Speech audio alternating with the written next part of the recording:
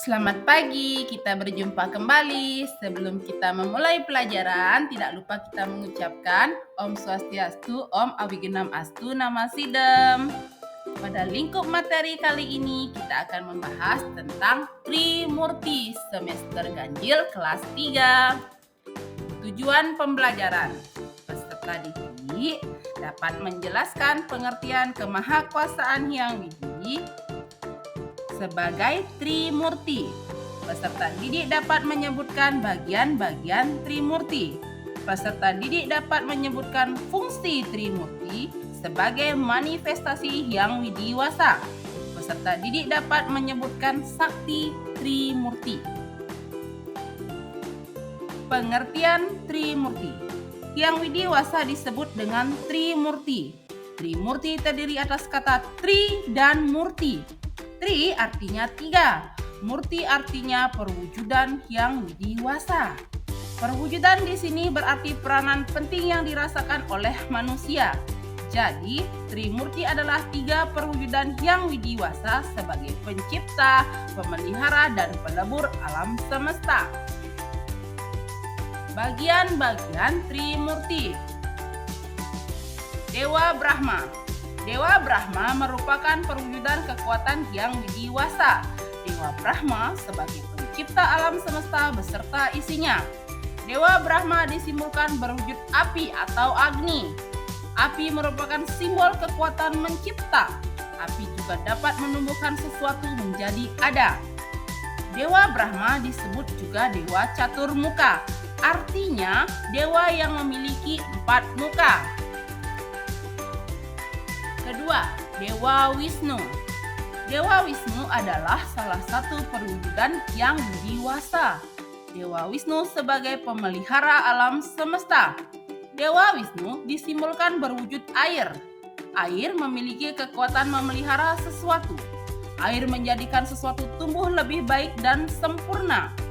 Alam semesta dan segala isinya dijaga dan dipelihara kelangsungan hidupnya oleh Dewa Wisnu.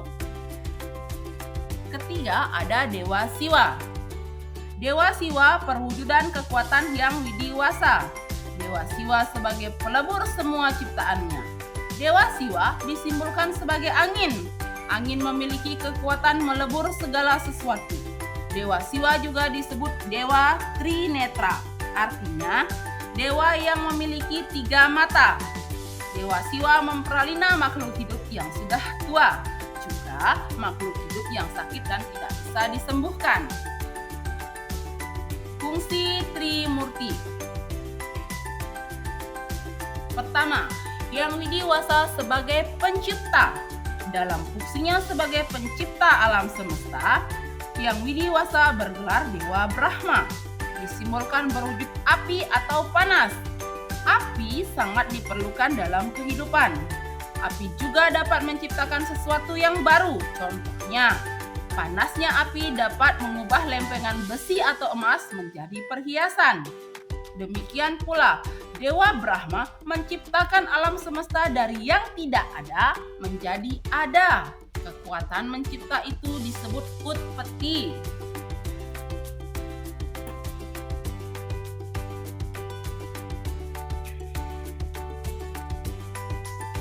Kedua, Hyang Widiwasa sebagai pemelihara. Hyang Widiwasa dalam menjalankan fungsinya sebagai pemelihara bergelar Dewa Wisnu. Dewa Wisnu disimbolkan dengan air. Makhluk hidup bergantung pada air untuk hidupnya. Air merupakan sumber kehidupan. Tumbuhan memerlukan air untuk tumbuh. Binatang memerlukan air untuk diminum. Manusia membutuhkan air untuk minum, mandi, dan keperluan lainnya. Hyang Widiwasa sebagai pelebur. Semua makhluk hidup pada akhirnya akan mati. Tidak ada yang dapat meramalkannya. Hanya Hyang Widiwasa yang mengetahui dan menentukannya.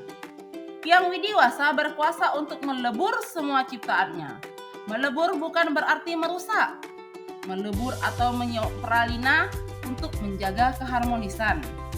Coba kalian bayangkan, bagaimana jadinya apabila makhluk hidup tidak ada yang mati?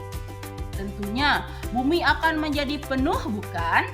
Demikianlah kekuatan Pralina dari Hyang Widiwasa. Sakti Trimurti. Pertama, pada gambar ini adalah Dewi Saraswati. Beliau adalah sakti Dewa Brahma. Berikut adalah perlambangan-perlambangan dari Dewi Saraswati. Dewi yang cantik melambangkan bahwa ilmu pengetahuan itu menarik. Berdiri di atas sungai atau air melambangkan ilmu pengetahuan selalu mengalir. Memegang teratai melambangkan ilmu pengetahuan yang bersifat suci. Memegang wina melambangkan ilmu pengetahuan dapat menumbuhkan seni budaya yang agung. Memegang genitri melambangkan ilmu pengetahuan bersifat tidak terbatas. Memegang pustaka sebagai sambang sumber ilmu pengetahuan. Burung angsa melambangkan kemampuan membedakan benar dan salah, baik dan buruk.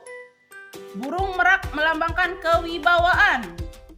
Yang terakhir, cicak melambangkan firasat yang tajam. Kedua, sakti Dewa Wisnu. Dewa Wisnu saktinya Dewi Sri. Dewi Sri juga disebut Dewi Laksmi.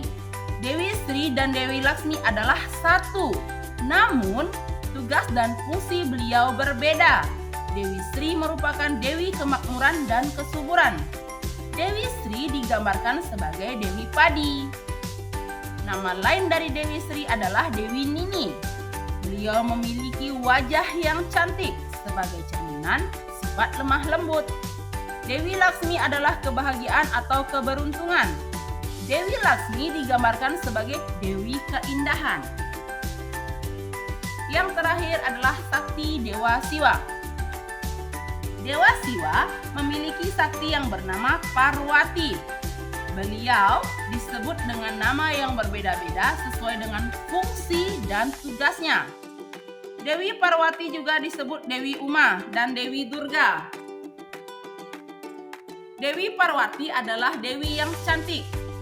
Dewi Parwati merupakan penguasa gunung. Beliau adalah ibu dari Dewa Ganesha. Dewi Durga digambarkan sebagai dewi berwajah menyeramkan. Matanya melotot, pandangannya tajam dan rambutnya terurai. Dewi Uma digambarkan dalam wujud menarik. Dewi Uma juga dikenal dengan Dewi Umayi. Dewi Uma sangat baik dan lemah lembut. Beliau juga amat sakti. Dalam cerita dikisahkan beliau diubah wujudnya menjadi Dewi Durga. Hal tersebut terjadi karena kesalahannya ketika mencarikan obat untuk suaminya dengan cara yang tidak benar. Kita sudah sampai di penghujung materi. Sebelum kita menyelesaikan pembelajaran hari ini, mari kita tutup dengan doa penutup. Om Dewa Suksama Parama Acintya Yanama Swaha. Om Santi Santi Santi Om.